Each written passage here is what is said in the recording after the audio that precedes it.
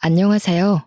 요즘 같은 개성시대에 다소 이른 나이부터 시집살이를 시작한 새댁입니다. 제가 인생을 길게 산 건 아니라지만 그래도 어연 30여 년을 살면서 이만큼 앞뒤 다른 사람은 처음이라 하소연하고 싶어 사연을 올려봅니다. 결혼하면 옵션으로 따라올 만큼 다들 시댁에 관한 고민 하나씩은 있으시잖아요. 요즘엔 미디어가 다양해서 이 정도 고민들은 미혼 여성들 사이에서도 유명하지 않습니까? 저 또한 시댁살이 때문에 이혼 고민하는 여성들의 사연을 아주 많이 읽고 들었어요. 그래서 당연히 결혼하기 전에 시모될 어머님이 어떤 사람인지 제대로 확인하고 결혼했다고 생각했죠. 그런데 이게 웬일입니까? 딸 같다며 애지중지 해주던 사람은 어디로 가버렸는지 모르겠더군요. 결혼하자마자 소름이 끼칠 정도로 사람이 돌변하는데 다른 사람을 보는 줄 알았습니다. 제가 평소 막장 사연 읽는 걸 좋아해서 시댁살이 사연을 많이 참고하여 철저히 시모를 알아봤다고 생각했는데 다 제 착각이었던 거죠. 사람이 작정하면 뭐든 불가능하겠냐마는 도대체 얼마나 철판이 강해야 이 정도의 눈속임이 가능한 걸까요? 정말 독이 든 성배를 마신 기분입니다. 물론 원래부터 여우 같은 시모였는데 제가 사람을 볼 줄 몰라서 못 알아본 것일 수도 있어요. 그래서 다른 분들의 생각이 궁금해 제 이야기를 사방에 공개하고자 합니다. 정말로 제가 착각할 수밖에 없었는지 아니면 애초에 시모의 여우짓이 드러났던 건지 한번 눈여겨 읽어주세요. 남편과 저는 대학 선후배로 시작된 사이입니다. 저 같은 경우는 경남 지방이 본가인데 서울로 대학을 합격해서 홀로 상경한 상황이에요.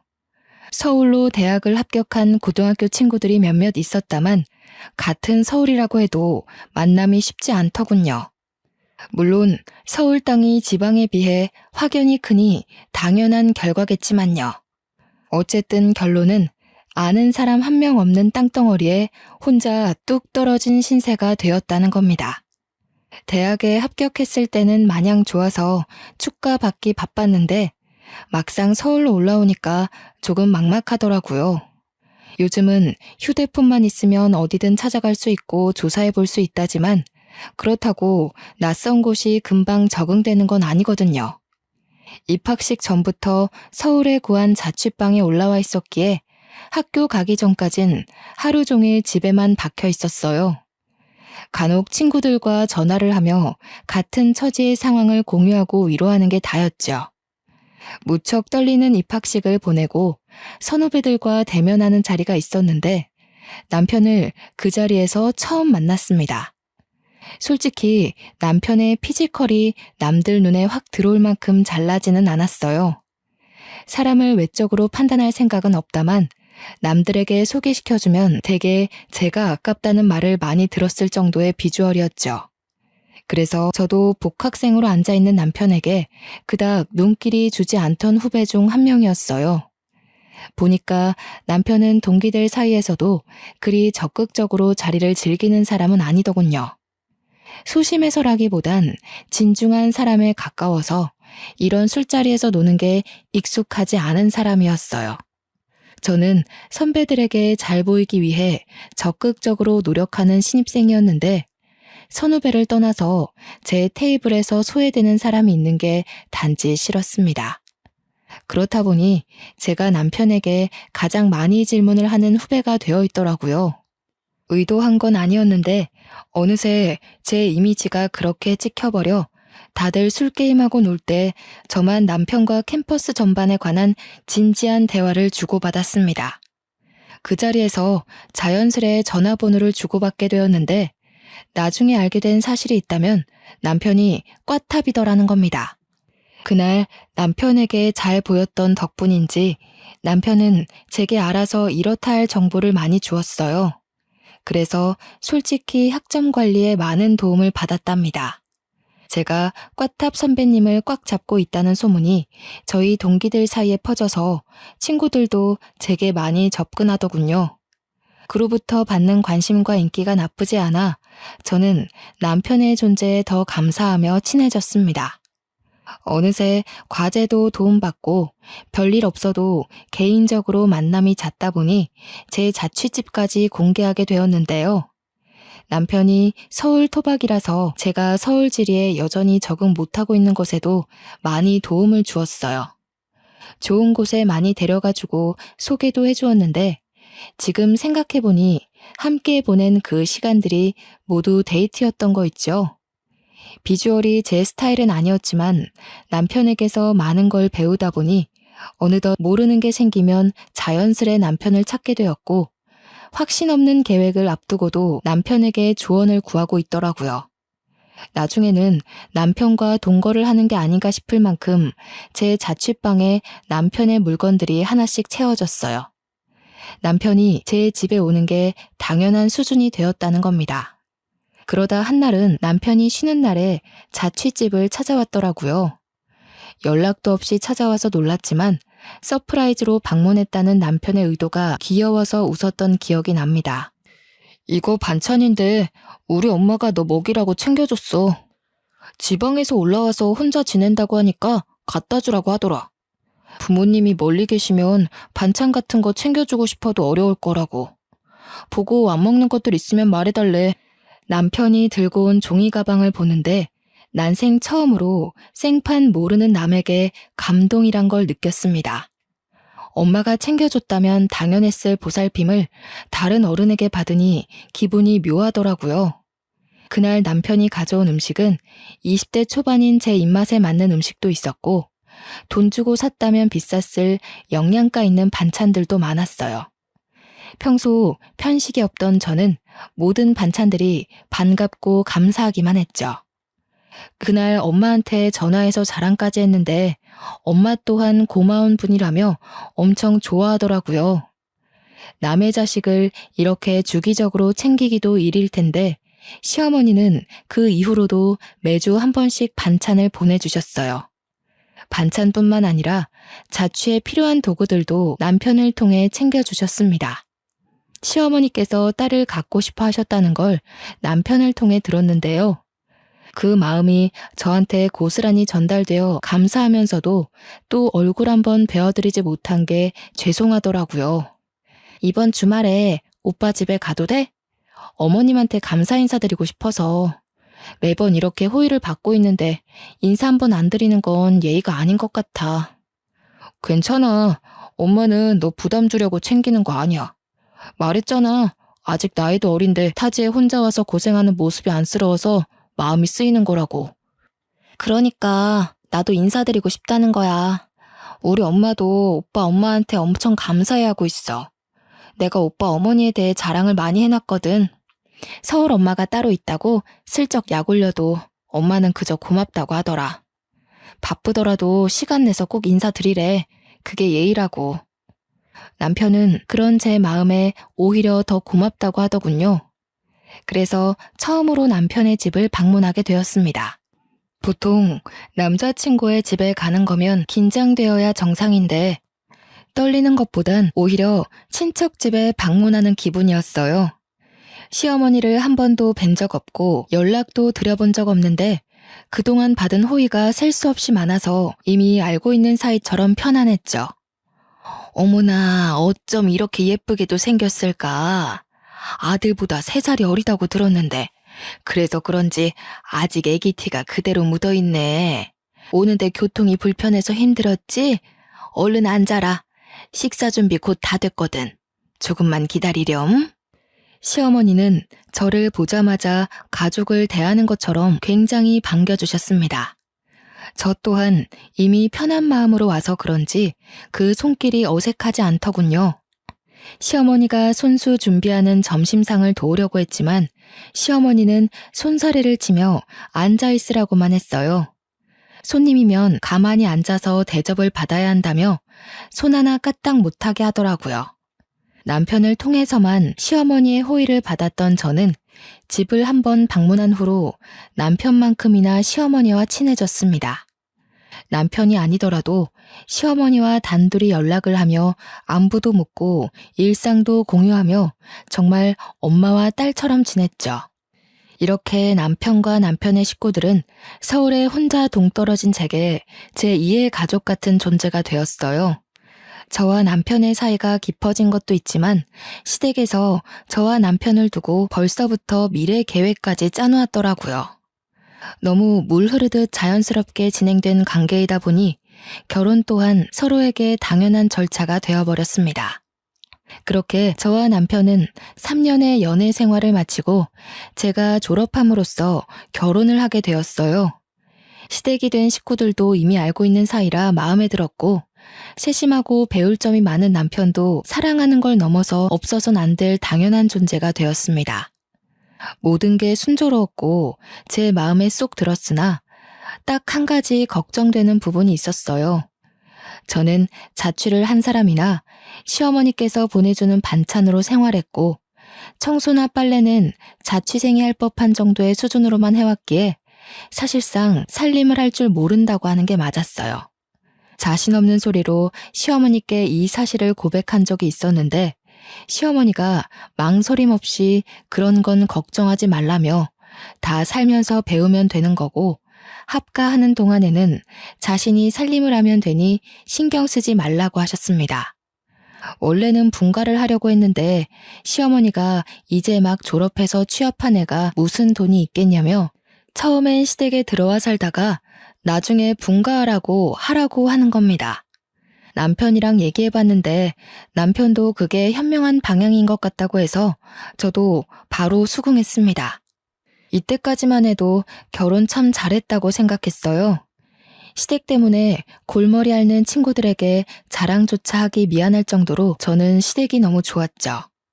이런 시댁이라면 시집와도 고생 없이 행복하게 지낼 수 있겠다 싶은 확신이 있었거든요. 그동안 받은 시어머니의 은혜에 제대로 보답해드려야지 하는 마음만 굴뚝 같았어요. 예정에 없던 시댁에 들어가게 되었지만 이미 시댁이 친정 못지않게 편해서 거부감이 전혀 없었어요. 우리 부모님도 상견례 때 시댁을 처음 만난 후 사돈되는 사람들이 너무 좋은 분들 같다며 딸을 보내기에 안심이 된다고 하더군요. 남편한테도 똑똑하고 든든한 사위라며 덕담을 많이 해주었습니다. 그렇게 시댁에 들어간 지 한 달 정도 되는 시점이었을 겁니다. 뒤늦게 신혼여행 때 허니문 베이비가 생겼다는 걸 알게 되었어요. 조금 독특하다 싶은 꿈을 꾸었는데 그 꿈이 주는 느낌이 너무 묘해서 임신 테스트기로 측정을 해보고 알았거든요. 남편이 직장인이라 혼자서 그 영광적인 순간을 맞이했는데요. 남편이 바로 달려와 줄 수 있는 게 아니라서 어쩔 수 없이 혼자 산부인과로 달려갔습니다. 임신이 확실하다는 결과를 얻고 병원을 나와서 바로 남편에게 전화를 걸었어요. 정말? 생각도 못하고 있었는데 임신이라니. 우선 너무 축하해. 너무 기쁘다. 오늘은 집에 일찍 들어가야겠어. 뭐 먹고 싶은 거 없어? 평소에 해산물 좋아했잖아. 좀 사갈까? 입덧 같은 건 아직 할 시기가 아닌가? 어떤 게 입에 안 맞을지부터 알아놔야겠네. 나중에 병원 한 번 더 같이 가자. 마치고 바로 집 갈 테니까 무리하지 말고 쉬고 있어. 남편이 평소 들뜨는 성격은 아니었던지라 임신 소식을 알려도 목소리가 차분하기만 했어요. 그래도 다른 때보다 말수가 많아진 것 보면 남편 또한 기뻐서 흥분한 상태라는 걸 직감할 수 있었죠. 임신이란 건 엄마처럼 어른스럽고 준비된 사람에게만 찾아오는 축복이라고 생각했는데 한 번도 생각해보지 않은 제게 아이가 생겼다는 것이 믿기지 않았어요. 잘할 수 있을까? 좋은 엄마가 될 수 있을까? 이런저런 걱정에 두렵기도 했지만 그만큼 왠지 모를 설렘도 크게 뒤따랐죠. 남편 다음으로 친정 식구들한테도 전화를 해서 임신 소식을 알렸더니 목소리 크신 엄마가 너무 기뻐 소리를 지르더라고요. 엄마 목청이 원래 크다는 걸 알았지만 그날따라 전화기가 터지는 줄 알았습니다. 엄마랑 통화가 길어져 내내 전화기만 들고 있다 보니 어느새 집에 도착을 했어요. 그런데 TV도 안 틀고 거실에 가만히 앉아있는 시어머니를 마주했는데 표정이 너무 안 좋으신 겁니다. 저런 먹구름 낀 안색을 한 번도 보지 못했는데 순간 평소와 다른 분위기를 느꼈죠. 너는 애가 어찌 된 게 나가면 나간다 말도 없이 외출을 하니? 집에 있는 사람 생각은 안 하니? 종일 집에 있던 사람이 갑자기 없어지면 같이 있는 식구가 놀랄 거란 생각은 안 해봤어? 아직도 처녀 때처럼 철부지 행동을 하면 어떡하니? 너 지금 한 집안의 안사람이야. 이런 자질구레한 실수는 더 이상 해서는 안 되지. 네 시아비 오늘은 집에서 점심을 먹었다. 점심상을 시엠이 혼자 준비하게 했다고 한 소리 하시더라. 아, 죄송해요, 어머님. 저 산부인과 다녀오는 길이에요. 임신이라고 하더라고요. 집에서 2줄 확인했는데 너무 놀라서 말씀드리고 나가는 걸 깜빡했어요. 놀라셨죠? 정말 죄송해요. 시어머니는 제가 연락도 없이 사라진 것에 많이 놀라면서도 임신 소식에 당황하기도 하였습니다. 지금에서야 생각해보면 이게 당황할 일인가 싶었는데 그때는 그저 시어머니의 마음을 풀어주고자 하는 생각 때문에 그 부분을 알아차리지 못했죠. 아마 제게 고구마 시월드가 열린 것이 이렇게 임신 소식을 알린 후부터 시작되었네요. 물론 평소에도 저를 새아가 하면서 많이 찾으셨지만 그때는 저를 챙겨주시는구나 하는 느낌이 많이 들었거든요. 그런데 지금은 저를 부르는 횟수가 훨씬 많아지기도 했고 이전과는 다르게 일단 제 마음이 편하지가 않더라고요. 결혼 전에는 시댁에 초대가 되어도 제 집 드나들듯 편한 시간을 보내었고 남편과 둘이 방에서 보내는 시간이 많았는데 지금은 한 집에 살아서 그런 것도 있겠지만 남편이 집에 있더라도 시어머니와 붙어있는 시간이 월등했습니다. 식사 준비나 청소, 빨래, 쓰레기를 버리는 것까진 배울 필요가 있으니까 이해하겠어요. 그러나 신발 정리라든지 식물에 물 주기, TV 위 피규어 정리, 야외 봉사활동, 개인적인 일정까지 저를 불러 굳이 함께하게 했어요. 정도가 심해지자 저는 남편이 휴일이어도 함께 시간을 보내지 못하고 시어머니와 동행해야 했죠. 남편이란 작자는 말리지 않을 거면 가만히 있기라도 하던가 오히려 시어머니와 좋은 시간 보내라며 부추기더라고요. 물론 임신을 하기 전에는 시어머니와 함께하는 시간이 길다며 좋아했어요. 하지만 시간이 지날수록 배가 불러오고 살이 찌니까 허리가 아파서 행동이 굼떠지는 겁니다. 시어머니와 함께 활동하고 싶어도 이젠 몸이 따라주지 않기 시작했죠. 슬슬 움직이는 게 버거워오자 한 번은 시어머니한테 조금 쉬고 싶다고 말한 적이 있어요. 조심스럽게 말씀드렸는데 다행히 시어머니가 흔쾌히 허락해 주더군요. 이때 잠깐 예전에 엄마 같던 시어머니의 마음씨를 느꼈습니다. 덩달아 마음의 안정이 찾아와 간만에 방에 누워 부은 다리를 풀어줄 수 있었죠. 그러나 엄마 같다고 느꼈던 그 찰나의 순간이 다 제 착각이었던 겁니다. 쉬는 걸 허락해 주셨으나 이건 절대 쉬는 게 아니었습니다. 임산부는 꽉 막힌 공간에 있으면 안 좋아. 방문 좀 열어서 환기를 자주 시켜야 해. 바닥 청소는 언제 했니? 굴러다니는 먼지가 눈에도 보이는구나. 좀 닦아야겠어. 네, 어머님. 조금만 쉬고 제가 나중에 닦아놓을게요. 아침 일찍부터 오래 움직였더니 다리가 부어서요. 허리에도 무리가 와서 잠깐만 누워있겠습니다. 시어머니는 말로는 그렇게 하라면서 행동으로는 은근히 눈치는 주었어요. 방 안에 들어와 여기저기 먼지가 많이 쌓였다면서 혼잣말을 계속하시고 남편이 기관지가 안 좋은데 먼지가 너무 많아서 겨우 잠재웠던 비염이 도지겠다며 궁시렁궁시렁 말이 많았죠. 똥 밟은 사람처럼 한참을 중얼거리다가 드디어 방을 나가는 것 같더니 나가도 나가는 게 아니더라고요. 저희 방은 방문을 열면 주방이 바로 마주보는 위치에 있었어요. 시어머니가 나가고 이제야 좀 쉬어보나 했는데 저 멀리 주방에서 시어머니가 이것저것 청소를 하기 시작하는 겁니다. 못 본 척 눈 감으며 신경 안 쓰려고 했어요. 그런데 원래 성격이 얌전하시고 조곤조곤하시던 분이 갑자기 왜 이렇게 혼잣말을 많이 하는 건지 이번에는 저녁 준비를 해야겠다며 주절거리는 겁니다. 심지어 오후 3시 정도밖에 안 된 시간인데 냉장고를 열고 난리가 났죠. 신경 안 쓰려고도 너무 대놓고 보이는 위치라 거슬릴 수밖에 없는 상황이었습니다. 어쩔 수 없이 더 쉬지 못하고 결국 몸을 일으켜야 했어요. 왜 나왔니? 더 쉬지 않고. 힘들다면서. 오늘 저녁 준비는 내가 할 테니 신경 쓰지 말고 가서 쉬거라. 시간이 오래 걸리는 요리긴 해도 내가 평소 이런 것도 안 하고 살았겠니? 며느리라는 게 원래부터 있었던 식구도 아니고 네가 오기 전까지만 해도 나 혼자 주구장창했다. 알아서 할 수 있으니까 얼른 들어가서 쉬어. 괜찮아요. 오래 걸리는 거라면서요. 그럼 손이 많이 갈 텐데 어머님 혼자 하시면 힘들잖아요. 도와드릴게요. 저도 식사 준비는 계속 배워야 되니까요. 그럴래 그럼? 그렇지 않아도 소갈비찜으로 준비하려는데 혼자서 다른 밑반찬까지 준비하려면 막막하긴 했다. 고기는 아직 안 꺼냈거든. 냉동실 가서 좀 가져오너라. 죄송한데 어머님, 소갈비찜이라고 하셨나요? 응, 이 집 남자들이 소갈비라면 환장하잖니. 바깥 일하는 사람들은 집에서 해주는 음식 먹고 힘을 낸다고. 집안 사람들은 돈 벌어 오는 게 아니니까 이런 부분에서 신경 단단히 써야 돼. 알죠. 그렇긴 한데요, 어머님.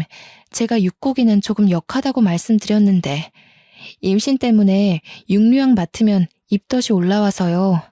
저번 식사 자리에서 죄송함을 무릅쓰고 말씀드렸거든요. 어머 맞다.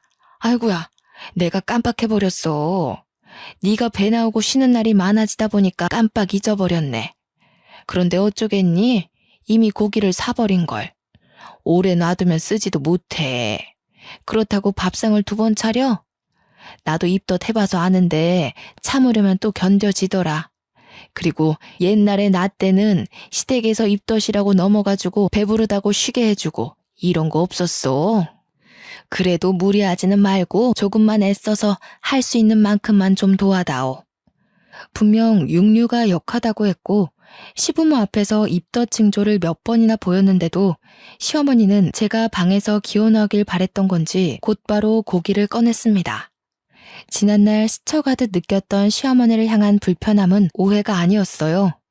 시어머니가 한 번씩 자신의 시집살이 얘기를 해준 적이 있는데 시간이 지날수록 보니까 자신도 그런 시집살이를 했으니 저도 해내야 한다는 그런 사상을 가지고 있더라고요. 한 번도 시어머니가 불편하다고 느껴본 적이 없는데 이때를 시작으로 시어머니 곁이 낯설어지기 시작했어요. 결국 저는 올라오는 구역질을 참으며 장작 3시간 동안을 주방에 서서 저녁 준비를 했습니다. 메뉴는 소갈비찜뿐만 아니라 여러모로 신경을 많이 기울여야 하는 곰탕까지 준비하는 바람에 중간에 화장실도 여러 번 갔어요. 그럼에도 시어머니는 제가 입덧 때문에 고생하는 걸 계속 모른 채 하더라고요. 저는 결국 쉬지도 못하고 끝까지 저녁 준비를 마쳤습니다. 나오는 건 없는데 구역질만 반복하다 보니 속이 아려서 눈물이 나더군요. 그중에 내일 먹을 곰탕을 굳이 지금 준비했다는 것이 내 심기를 더 불편하게 만들었어요. 이젠 안 좋은 쪽으로 생각이 들 수밖에 없더라고요. 그런 건 1시간 정도 쉬고 해도 될 일인데 혹시 내가 쉬고 있는 모습이 싫어서 장깨 부린 건가 싶은 생각이 들었죠. 어느 날은 임신한 저를 위해 친정에서 전복을 한가득 보내주었습니다. 제가 해산물을 좋아하기도 했고 우리 집이 어장을 했기에 평소에도 해산물을 풍족하게 즐겼거든요. 다행히 해산물 앞에서는 입덧을 하지 않더라고요. 큰 아이스박스에 전복이 택배로 도착했는데 그걸 시어머니가 먼저 받아서 주방에 옮겨놨어요.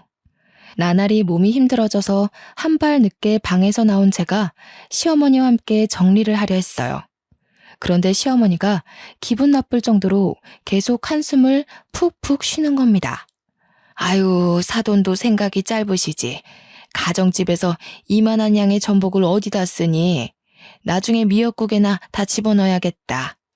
미역국에 전복을 넣는 건 좋지만 이 비싼 전복을 겨우 미역국에만 해먹는 건 사실 돈 날리는 것과 같습니다. 시어머니가 잘 모르는 것 같아서 기분 나쁘지 않게 설명을 드렸더니 오히려 그것에 더 기분이 상했나 봅니다. 내가 뭐 그런 상식도 몰라서 이러는 줄 아니? 내가 틀린 말을 한 것도 아니고 생각을 해봐라. 지난번에 보내준 문어 5마리도 겨우 동네에서 냉동 보관했어. 너도 냉장고 상태 봤지 않니? 문어도 집에 먹는 사람이 없어서 해결 못하고 있는데 이건 또 어떻게 다 보관하라고. 아가, 너도 친정이라고 무작정 감싸줄 게 아니야. 해산물도 한두 번이지 계속 먹으면 물린다는 걸 모르시나 봐. 네 시아버지랑 남편은 육류 좋아하는데 계속 해산물만 내주면 어디 힘내서 일을 나가겠어?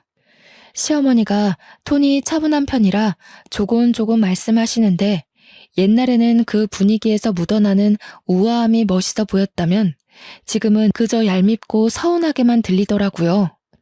문어도 제사 때 한번 꺼내서 손질하고는 냉동실에서 한 번도 꺼낸 적이 없으십니다. 시아버지와 남편이 육류만 찾는 것도 아니었고 해산물을 싫어하는 건 더더욱 아니었어요. 시어머니는 제가 해산물 좋아하는 걸 알고 있어요. 그래서 결혼 전에도 제게 해산물 반찬을 꼬박 보내주시던 분이었거든요. 그런데 이제 와서 해산물 재료를 보고 툴툴거리는 모습이 너무 황당하다는 거죠. 또 제가 지금 육류는 역해서 입덧을 한다고 말해놓은 상황이라 저는 시어머니가 제 입맛을 조금이나마 신경 써줄 거라 믿었습니다. 아직은 결혼 전에 제가 엄마 같았던 시어머니의 모습이 거짓이었다는 걸 부정하고 싶었나 봅니다. 결국 저는 소갈비찜의 역한 냄새 때문에 저녁을 한 숟갈도 뜨지 못하고 방에 누워서 쉬었어요.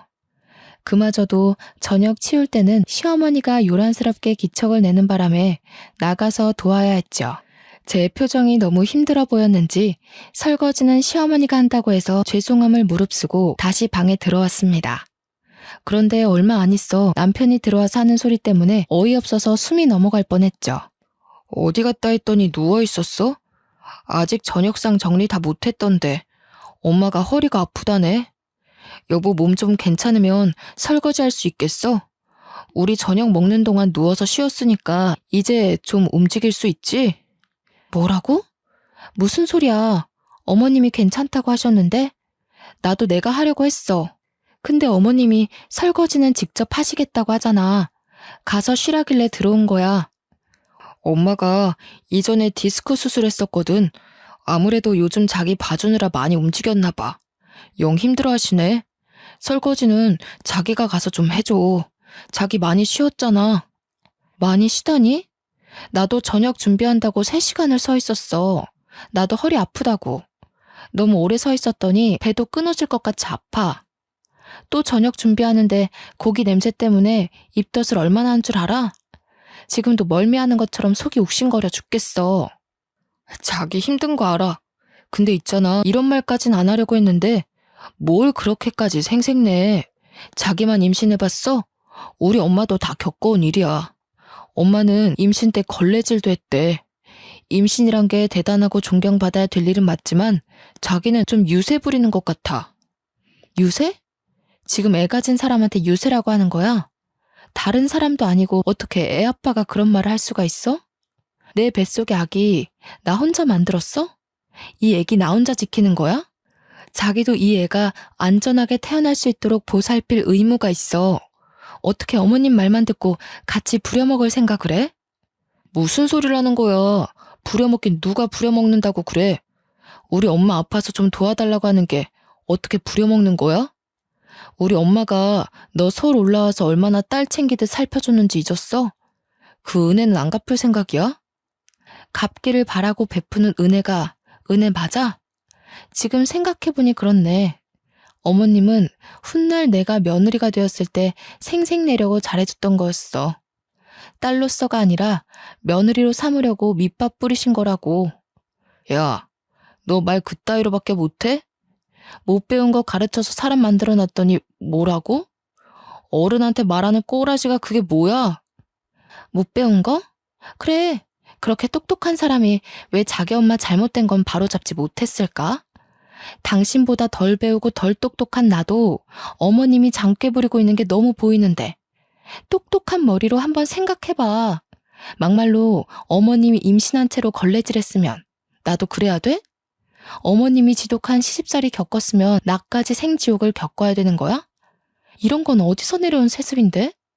자기 집에서만 전해져 오는 전통 같은 거야? 대체 갑자기 왜 이래? 왜 이렇게 버르장머리가 없어졌어? 임신 때문에 겪는 우울증, 뭐 그런 거야? 어와동동 해주길 바래서 지금 떼쓰는 거야? 그런 거면 차라리 날 괴롭혀. 몸 아픈 우리 엄마 힘들게 하지 말고. 몸 아픈 우리 엄마라. 되게 우습다. 나 여태 자기한테 서운했던 적 한 번도 없었는데 지금은 너무 미워. 남편은 말 그대로 남의 편이라더니 나는 이런 일을 안 겪을 줄 알았는데 아무래도 똥차에 탄 것 같아. 결혼 전에는 저를 바로잡아주던 남편의 똑 부러지는 말투가 멋있기만 했는데 한순간에 꼴보기 싫은 꼰대처럼 느껴졌어요. 벽과 대화하는 기분이었죠. 더 이상 말씨름할 기운이 없어서 결국 설거지를 하러 나왔습니다. 아까 전화기만 해도 바로 설거지를 시작할 것 같던 시어머니는 화장실 다녀오는 척 하더니 저를 발견하자마자 이제서야 고무장갑을 끼더라고요. 남편에게 퍼붓고 나니 시어머니의 여우 같은 행동이 좀 더 객관적으로 봐지더군요. 저는 그날 잠들기 전까지 남편의 존재를 투명인간 취급했습니다. 남편이 말을 걸어도 대화를 받아주지 않았어요. 저는요, 그날 하루 저녁 안 먹고 쉬었던 시간 말고는 10분 이상 누워본 적이 없었습니다. 다 늦은 밤에서야 잠자리에 누웠는데 너무 고단하고 서러웠던 마음에 눈물이 나는 겁니다. 멀리 있는 엄마가 너무 보고 싶어서 거의 충동적으로 장문의 문자를 보내버렸지 뭡니까. 새벽에 잠도 안 오고 제 편 없는 이 집이 너무 숨막혀서 어디라도 속풀이하고 싶은 마음을 담아 꾸역꾸역 적었죠. 그렇게 저지른 메시지가 대이변 같은 큰 폭풍을 불러일으키게 될 거란 걸 꿈에도 몰랐습니다. 다음날 제 문자를 읽고 화가 난 엄마가 아빠와 함께 시댁으로 올라와 버린 겁니다. 지방에서 이곳까지 오는 데만 해도 장장 5시간은 걸리는 거리였어요. 저는 엄마 아빠가 올라오는 걸 알고 있었지만 일부러 시부모와 남편에게 알리지 않았죠. 마침 남편도 휴일이고 모두가 집에서 쉬는 날이었거든요. 사돈께서 연락도 없이 어쩐 일이십니까? 연락 주셨으면 식사라도 준비했을 텐데요. 그나저나 갑자기 무슨 일이 있어서 이렇게 급히 오셨는지요? 장모님, 장인어른께서도 어쩐 일로 혹시 연락하셨던 거예요? 제가 휴대폰을 미처 확인 못했나 보네요. 오시느라 고생하셨죠. 얼른 들어오세요. 이것 봐라. 자네 얼굴 빛 너무 좋다? 임신한 아내가 곁에 있으면 같이 시들어가는 게 남편 입장인데 말이야. 잘 먹고 든든해야 할 우리 딸은 지금 죽상이 되어 쓰러지기 직전인데 자네는 살까지 찐 것 같아. 임신한 마누라 신경은 눈곱만큼도 안 쓰는 거 아닌가 몰라? 엄마랑 아빠는 문 앞을 막고 서 있는 남편을 밀고 들어와 시부모를 똑바로 마주했습니다. 당연히 안녕하고 계셨겠지요, 사돈. 이 집에서 안녕하지 못하고 있는 우리 딸내미 데려가려고 왔습니다. 애 낳기 전까지 제가 데리고 가서 편히 쉬게 한 뒤에 보낼 거예요. 갔다 오면 사돈 댁에서 분가할 거고. 집은 저희 쪽에서 마련하죠. 아니 이게 무슨 소리야? 갑자기 오셔서 이게 다 무슨 말씀이세요? 며느라기를 데려간다고요? 분가는 또 무슨 말이고요? 애들이 돈이 어딨다고 벌써 분가를 합니까? 며느라기가 아직 많이 부족해서 살림을 할 줄 모릅니다. 어린 것들 둘이서 뭘 어찌 살아가라고요? 살림은 직접 부딪히면서 배우는 겁니다.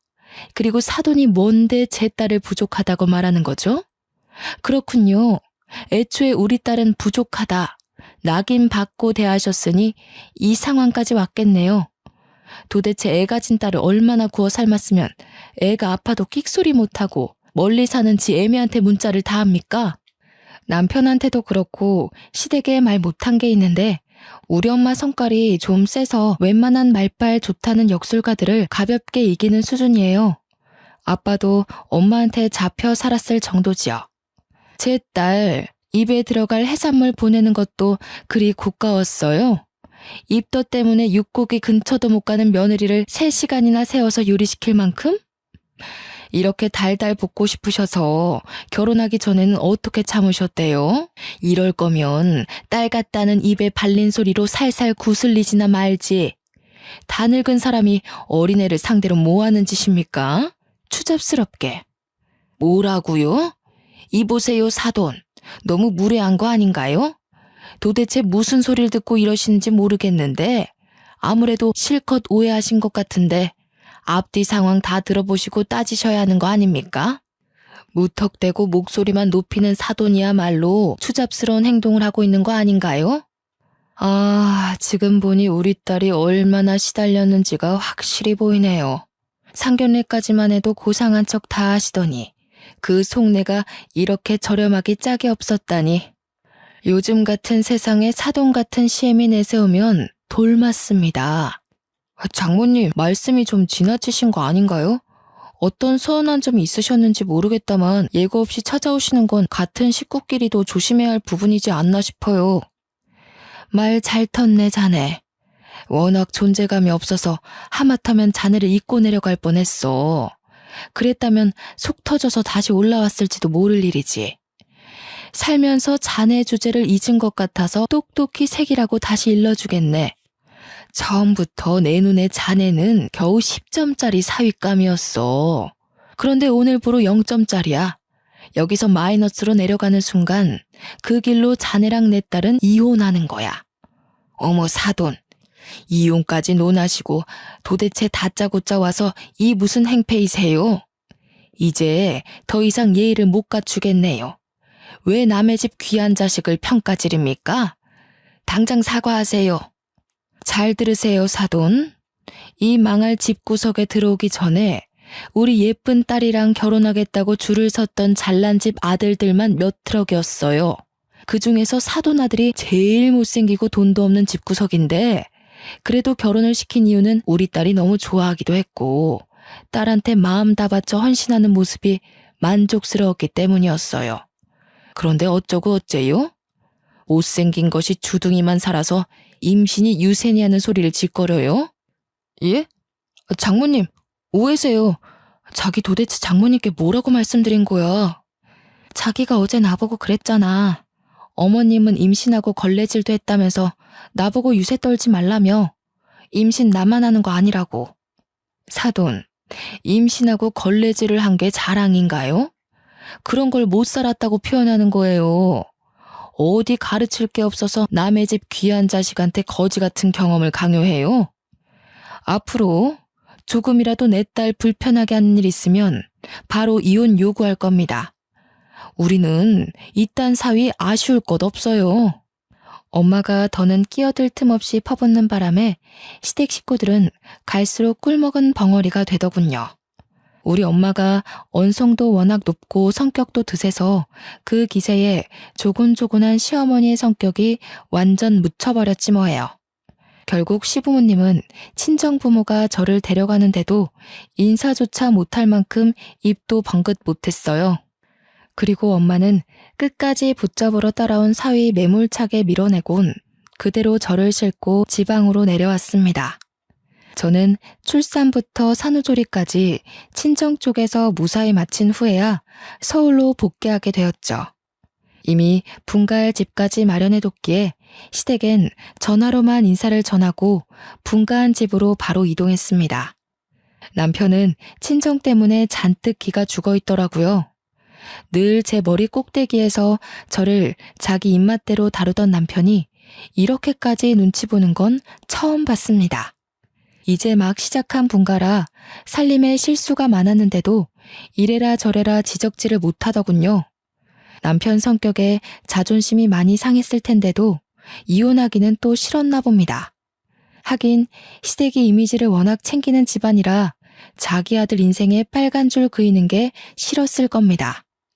그 때문인지 남편도 이제 눈치껏 행동하며 저와 시댁 사이의 거리까지 혼자서 잘 조절합니다.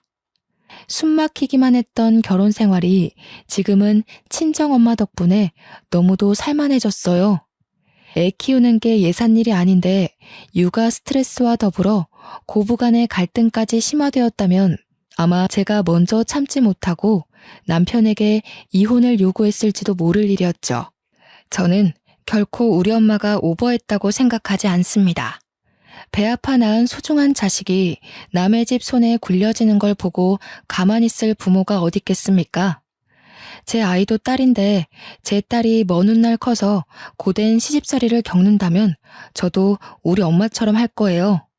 그날 친정이 올라와서 한바탕 한 후로 시어머니는 우리 엄마한테 기가 팍 죽었는지 손녀가 태어났는데도 저를 시댁으로 부르지 못하고 연락도 못하더라고요.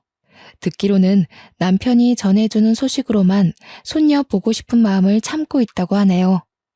그리고 더 대박인 건 명절 때였습니다.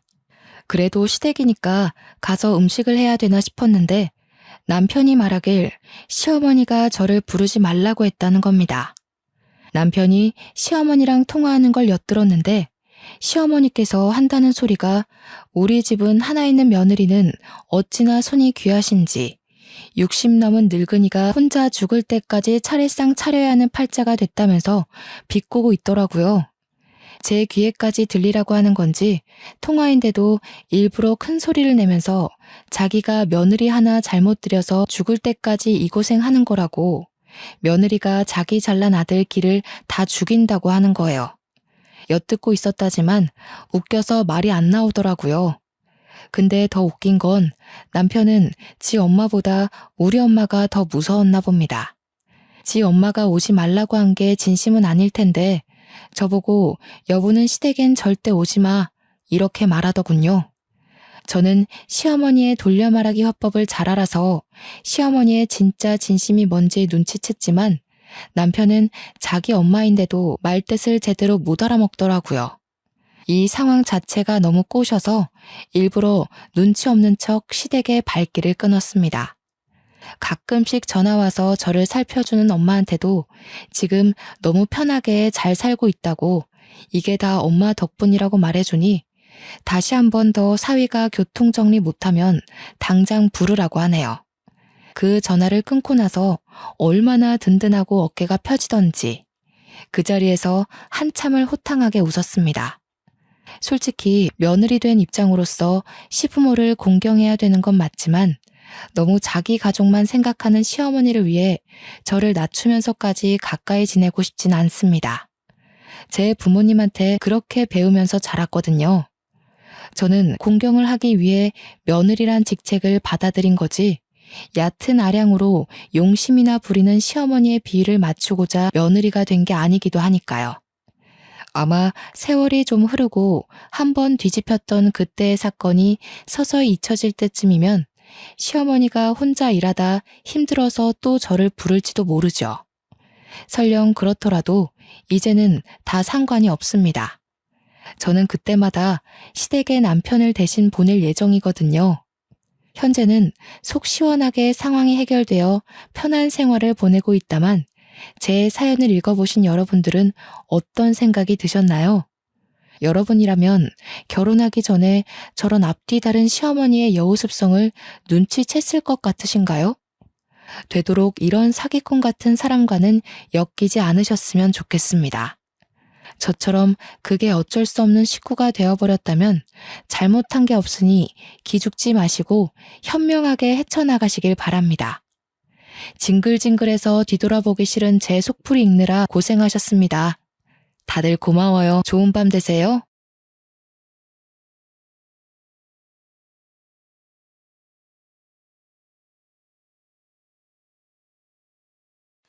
안녕하세요. 저는 부족한 것 없이 남들 하는 만큼 누리고 자란 30대 기혼녀입니다. 저는 딱 나이 30되는 해에 좋은 남자를 만나 결혼을 하게 되었는데요. 사연의 흔한 내용들처럼 좋은 남자인 줄 알고 결혼했다가 현재 약간 결혼에 대한 회의감을 느끼고 있다고 말씀드리고 싶습니다. 그러나 다른 사연과 조금 차이가 있는 부분이 뭐냐 하면 남편의 실망스러운 모습이 저를 향한 게 아니라는 거죠. 무슨 말씀이신지 당장 이해하기 어려울 수도 있겠네요. 지금부터 제가 입장을 어떻게 두면 좋을지 한번 보고 판단해 주시겠어요? 제 남편은 수도권의 대학을 나왔으나 이름 모를 곳이라 직장 스펙에 그리 큰 도움이 되지 않았고 원래부터 공부에 관심이 없어서 대학 졸업하자마자 곱창집을 창업해 장사를 시작한 사람입니다. 반면 저는 남편과 달리 명문대 졸업에 유학까지 다녀온 미대생이었어요. 친구가 맛있다며 데려가준 가게로 오랜만에 곱창을 먹으러 갔다가 남편을 알게 되었습니다. 그때 친구랑 남편은 학교 선후배 관계로 서로 아는 사이였고 저와 친구는 고등학교 친구였죠. 그날 처음 남편을 보게 되었는데 인상이 나쁘지 않았습니다. 그런데 남편도 저를 좋게 봐줬는지 제 친구한테 저를 소개해달라고 했다는 겁니다. 저는 남편이 주는 진실된 마음과 바른 태도가 나쁘지 않아서 한 달 만나다가 연애를 시작하게 되었어요. 남편은 제가 아닌 다른 여자는 쳐다도 안 보더군요. 제가 남자에게 함부로 마음을 내주는 해픈 여자가 아닌데도 남편에게 흔들릴 만큼 남편은 근 3년간 한눈 안 판 적이 없습니다. 제가 봤던 남자들 중 가장 신뢰도가 높은 남자였죠. 제가 당시 나이 30이 되기도 했고 그만 결혼할 배우자를 염두하고서 연애를 하고 있었거든요. 남편은 그런 제 생각을 알고 제게 더 잘해주는 것도 있었어요. 남편이 내내 저보고 결혼하고 싶다고 몇 마디 말을 흘린 적이 많았는데요. 아마 남편을 좋게 본 제 마음과 남편의 끊임없는 구애가 합쳐져 결혼이란 현실을 결정하게 되어버렸는지도 모르겠네요. 그렇다고 남편이 결혼하고서 변한 게 아닙니다. 남편은 연애 때나 결혼 후나 마찬가지로 제게 진심을 보였어요. 결혼하기 전 시댁 식구들과 밖에서 외식을 한 적이 있었거든요. 남편이 얼마나 제 자랑을 해놨는지 시댁에서 저를 엄청 예뻐라 하는데 그게 좀 쑥스럽고 민망하더라고요. 사돈들께서 딸 하나 정말 귀하게 키우셨다. 손이 어쩜 이렇게 고우니? 미술하는 애들은 보통 이렇게 다 고운가? 아니면 교수 되는 사돈 댁에서 딸이라고 엄청 관리를 해준 거야? 애 부담스럽게 뭘 자꾸 사돈 얘기를 해. 그래도 부족한 것 없이 자랐으니 참 똑똑하고 야무지게 살겠어. 아가, 부모님 주말에 쉰다고 했지? 언제 한번 안 바쁜 날 있으면 날 잡고 식사나 같이 하자고 좀 해봐라. 사돈끼리 친하게 지내면 집안이 흥한다더라. 제 친정 부모님은 두 분 다 교수입니다.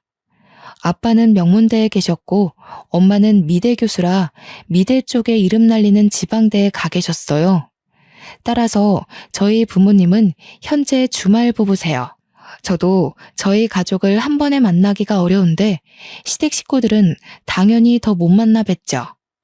상견례랑 결혼식 때 본 게 다였습니다.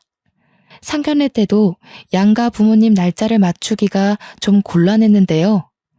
저희 부모님 시간이 주말밖에 안 되었는데 시댁 쪽에서 먼저 시부가 하고 있는 자영업 일 빼고 친정 부모님 일정에 맞추겠다면서 불평 없이 따라주셨습니다. 제가 감히 먼저 제안드리지 못한 걸 남편이 말해서 조율한 듯 싶었는데 그게 너무 죄송했던 제 마음이 무색해질 만큼 시부모님은 다 괜찮다고 하셨어요. 그래서 저는 제가 남편도 잘 만나고 시댁도 잘 만났다고 생각했습니다. 그게 다 돈 많은 우리 집 배경 때문에 아부 떠는 건 줄도 모르고 저는 그저 제 스스로가 인복이 많다고 생각했죠. 저와 남편은 처음부터 분가로 시작을 했는데요. 신혼여행을 마치고 돌아온 날 시댁에서 저녁을 먹기로 했기 때문이었어요. 여태 시부모님의 부탁으로 바깥 외식을 주로 해서 시댁집에 가보는 건 그날이 처음이었습니다. 평소에는 시모가 늘 누추한 집에서 밥 먹는 것보다 제게 더 맛있고 좋은 식사를 대접하고 싶다면서 집에는 초대해주지 않으셨죠. 그래서 저는 그날 제게 형님 되는 사람을 처음 만나게 되었습니다. 형님은 저희 결혼식 때 오지 않아서 시댁 식구 중 가장 늦게 알게 된 구성원이었어요. 결혼식 날 분명 아주버님께 배우자가 있다고 들었는데 아주버님이 그날 혼자 계셨거든요. 그래서 제가 한번 시모한테 여쭤본 적이 있어요. 시모 말로는 형님이 제 결혼식에 오면 물 흐릴지 몰라서 오지 말라고 했다네요. 그땐 상황이 상황인지라 너무 정신없기도 했고 그게 무슨 의미인지 몰라 그냥 넘겼습니다. 대신 형님에 대해 안 좋은 편견이 조금 생겼던 것 같기는 해요. 시댁에 들어서자마자 저는 형님 만날 생각에 약간 긴장을 했었는데요. 사연 보니까 형님 동서 간의 갈등도 심심찮게 많더라고요. 혹시나 사연에서 본 것처럼 서로 피곤한 사이가 되면 어쩌나 걱정을 했죠. 오셨어요? 저는 처음 인사드리네요. 결혼식에는 사정이 있어서 참석 못했어요. 그래도 이렇게 뵙게 되니 정말 반가워요. 도련님께서 동안이셔서 그런가 참 앳된 아가씨다. 그러나 직접 마주한 형님은 제가 본 사람들 중 가장 상냥하고 참한 인상의 여자였습니다. 뼈가 굵고 늘씬한 편인 저와 달리 형님은 체구가 작고 마른 편이었어요. 저보다 10살이나 많다는 건 들었거든요. 근데 나이보다 조금 더 들어 보이는 낯빛이더군요. 누가 봐도 긴 세월간 고생하며 살아온 사람처럼 기력도 쇠한 것 같은 분위기 풍겼죠. 솔직히 제게 인사말을 하시는데도 내내 형님이 아니라 가정부인 줄 알았어요. 형님이 앞치마를 한 채로 급하게 씻은 손을 닦으며 우리를 마중 나왔는데 다른 식구들 집중이 분산되었을 때 혼자 동떨어져서 제게 인사하는 탓에 더 그래 보였던 것 같네요. 이 여자분이 제 형님이라는 걸 알게 된 계기는 시모가 하는 말 때문이었습니다. 얘 큰애야, 이게 무슨 냄새니? 뭐 타는 냄새가 나는데? 어머머, 이거 소 타는 애 아니야? 고기 타는 것 같아. 아니에요, 어머님. 혹시 동서가 레어 고기 불편해할까봐 살짝만 더 익히는 중이었어요. 제가 동서 취향을 몰라서. 보통 익은 고기는 다들 입에 잘 맞으니깐요. 내가 못 산다. 작은 애가 너처럼 고기도 못 먹고 산 줄 알아? 작은 애는 너랑 달라서 4년이나 외국물 먹다 온 아이야. 촌스럽게 정말. 고기 다 망쳤네. 가서 다시 해. 제가 보기엔 시모가 형님을 대하는 태도가 가족이 아니라 가정부를 대하는 것 같은 모습이었습니다. 제 눈에는 상당히 불편한 장면이었어요. 그런데 형님은 금방 시모에게 죄송하다고 인사를 하고 급하게 주방으로 뛰어들어가더군요. 아무도 그런 형님을 신경 쓰지 않았는데 이 모든 게 당연한 듯 이어져 온 분위기 같았어요. 저는 그때 시모와 시부의 모습이 낯설었고 이런 상황에도 별 생각 없는 남편과 아주버님의 모습도 낯설었습니다. 식사를 하는데도 다를 건 없었어요. 다들 숟가락을 들었는데도 불구하고 형님은 계속 식구들 챙기면서 요구사항만 들어주길래 제가 결국 형님께 처음 말을 걸었습니다. 형님도 얼른 앉으세요. 음식 식겠어요. 이거 식으면 맛없는 요리거든요. 이제 다들 식사하시니까 형님도 그만하고 이리 오세요. 아니에요. 나는 신경 쓰지 말고 먹어요. 필요한 거 있으면 언제든지 말하고요. 입맛에 맞을진 잘 모르겠는데 그래도 손님이라고 신경 많이 썼으니까 맛있게 드셔요. 심지어 형님 몫의 밥 공기는 놓여있지도 않았습니다.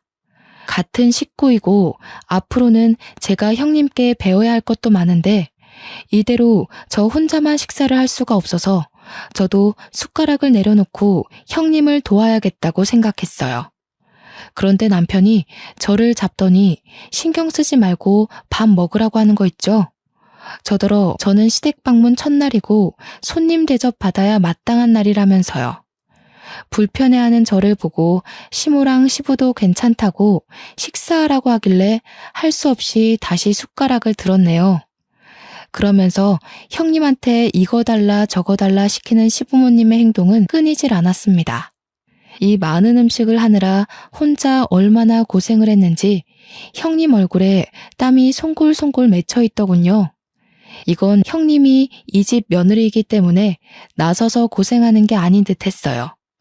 형님과 처음 인사를 나누고 밥을 먹기까지 긴 시간이 흐른 건 아니었지만 그 짧은 시간 동안에도 저는 형님을 형님으로 못 느꼈거든요.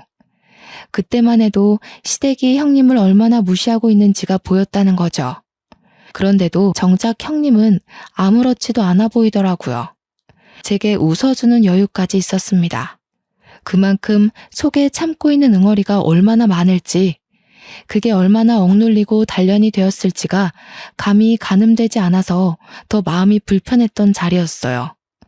저는 그 불편한 자리를 파하고 집으로 돌아와서 남편에게 제대로 물어봤습니다. 형님 말이야, 식구들한테 뭐 잘못했어? 이런 말 어떻게 들릴지는 모르겠는데 내 눈에는 왜 그렇게 식구들이 형님을 미워하는 걸로 보이지?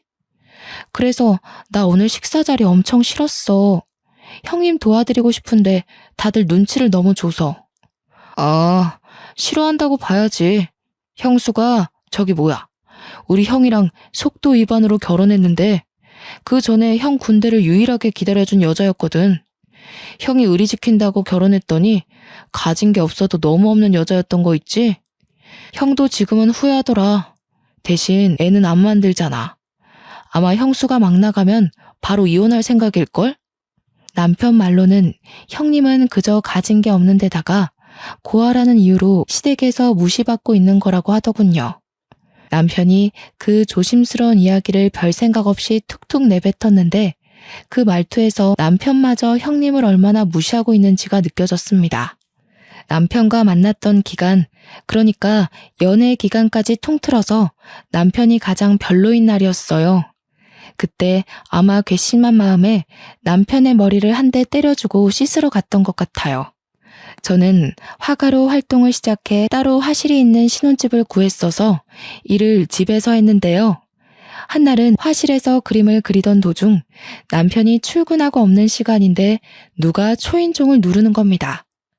택배 시킨 것도 없는데 뭔가 싶어서 확인해 봤더니 형님이 한 손에 보따리를 들고 서 있더라고요.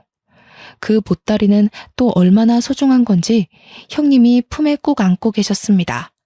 형님, 어쩐 일로 오셨어요?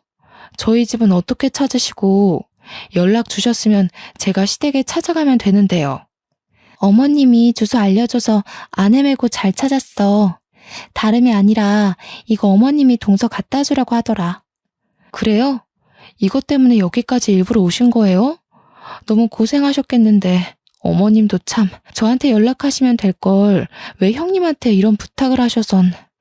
저는 형님이 품에 안고 온 걸 받아서 바로 풀어봤습니다. 웬 예물함이더라고요. 그러고 보니 생각이 난 건데 상견례 때 신모가 정말 귀한 며느리 들어오면 자신이 아꼈던 주얼리로 예물을 주고 싶다고 했던 게 기억이 났어요. 제가 이걸 받고 기뻐할 수 없었던 이유는 이것 때문에 굳이 형님을 시켜서 먼 거리를 오게 했냐는 거죠. 급한 것도 아니었고 가지러 오라고 하면 제가 얼마든지 가지러 갈 수 있는 거였다는 겁니다. 예쁘다. 동서랑 참 잘 어울리겠어. 어머님이 동서 칭찬 정말 많이 하거든. 내가 봐도 동서 같은 사람이 우리 집에 들어온 건 정말 축복인 것 같아.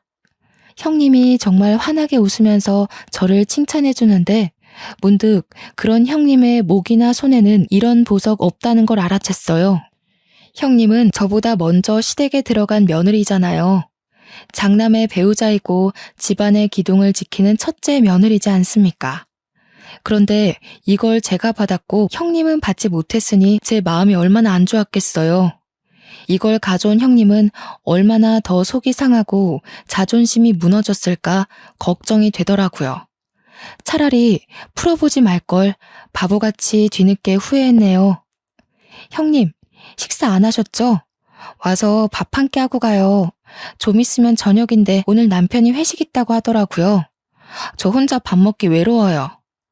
아이고, 이걸 어쩌나? 집에 말도 안 했고 내가 없으면 식사 준비할 사람이 없는데 동서 생각해서 같이 있어주고 싶지만 말씀을 못 드리고 온 거라 좀 곤란할 것 같아. 제가 어머님께 전화드리면 되죠. 어머님이 허락하시면 밥 먹고 가는 거예요? 집까지는 제 차로 태워드릴 테니까 밤길 걱정하지 마시고요. 난처해하며 고민하는 형님을 제가 막무가내로 끌고 들어왔습니다. 형님이 너무 불편해해서 바로 시모한테 전화를 드렸는데 시모가 살짝 당황하더니 오랜만에 식구 데리고 외식하면 된다면서 저랑 형님더러 같이 식사 잘하라고 하대요. 형님한테 그대로 전했더니 형님이 처음보단 조금 안정된 표정이었어요. 형님, 제가 요리를 못해서 배달시켰는데 괜찮죠? 요즘 배달 음식도 진짜 잘 나와요. 이건 제가 쏠게요. 아이고, 뭐하러 돈을 썼어. 내가 해줄 걸 그랬네. 괜히 내가 오는 바람에 동서가 돈까지 쓰고 미안해서 어째? 형님은 참 미안할 것도 많아요. 형님, 그동안 매일 식구들 밥 차리느라 요리하는데 신물 났을 거 아니에요. 저희 집이니까 집주인인 제가 손님한테 대접하는 건 당연하죠. 형님이 너무 고마워하면서 제 두 손을 잡아주는데 나이 40대 손치고는 많이 거칠어서 안타까웠습니다. 저희 집안에는 아직 신혼이기 때문에 저와 남편의 웨딩 사진이 참 많았는데요. 형님한테 집 구경을 시켜주려 한 걸 어쩌다 보니 웨딩 사진 앞에서 한참이나 서 있었어요. 형님이 그걸 유독 좋아하시는 것 같아 자리를 뜨기도 애매했죠. 사진 하나하나를 진정성 있게 봐주시는데 옆에 서 있던 저는 쑥스러운 마음에 형님 옆에 가서 괜히 툴툴거려 보았습니다. 저 이 사진 때문에 한 일주일은 굶다시피 했거든요. 얼마나 배고팠는지. 촬영 끝나자마자 폭식했다니까요. 그래도 너무 예쁜걸. 얼마나 행복했을까. 그래, 결혼은 이런 거였지. 나도 한때 우리 남편이랑 좋은 시간이 있었는데. 형님 웨딩 사진도 보여주세요. 보고 싶어요. 형님은 피부도 하얗고 눈도 크셔서 웨딩 사진 엄청 예쁘게 나왔을 것 같은데. 가지고 계세요? 저는 이때 제가 실수했다는 걸 눈치 못 채고 머뭇거리는 형님에게 어린아이처럼 보챘습니다. 보여주고 싶은데 나는 웨딩 사진이 없어. 결혼식 못하고 혼인신고만 했거든. 이런 거 한번 입어보고 싶은 게 소원이야. 저는 결국 형님 입으로 사실을 들어서야 형님 사정을 알아챈 거예요. 이때 얼마나 당황했는지 모릅니다. 제 자신이 정말 창피했던 순간이었어요. 웨딩드레스 입은 모습이 너무 부러워서 그렇게 빤히 보고 계셨는 줄도 모르고 바보같이 형님한테 상처를 줘버린 셈이라고 생각했죠. 저는 뒤늦게나마 죄송하다고 사과를 했더니 형님은 그저 웃으면서 괜찮다고 하더군요. 얼른 형님을 데리고 화실을 구경하러 갔습니다. 형님은 제 그림에 놀라며 진심으로 찬사를 보냈어요. 저는 거기서 형님을 모델로 하고 작은 화판에 형님 초상화를 그려서 선물로 주었는데요. 형님이 세상을 다 가진 얼굴로 기뻐하는데 그 모습을 보니 저까지 기분이 좋아지더라고요. 무엇보다 제 그림을 소중히 생각해주는 형님의 태도에 감동을 받았습니다. 밥을 먹고 형님을 시댁 앞까지 태워다 줄 때만 해도 저는 형님의 외로움을 조금이나마 달래주지 않았나 싶어서 뿌듯했어요. 그러나 다음날 시부모님의 부름에 남편보다 먼저 시댁에 도착한 저는 형님의 얼굴을 보고서 제가 형님한테 큰 실수를 했다는 걸 깨달았습니다. 형님 볼 한쪽에 손톱으로 긁힌 것처럼 상처가 있는 거 아니겠어요? 형님한테 얼굴이 왜 그러냐고 하니까 그저 별일 아니라고 하며 여느 때처럼 웃기만 했는데 어딘가 모르게 형님 표정이 음울해 보였어요. 그러던 중 방에서 시모가 나왔는데요. 저를 발견한 시모가 썩히고 있던 얼굴을 활짝 펴더군요. 그때 형님은 급히 자리를 피했습니다. 우리 아가 언제 왔니? 미리 도착했구나. 참 예의도 발라.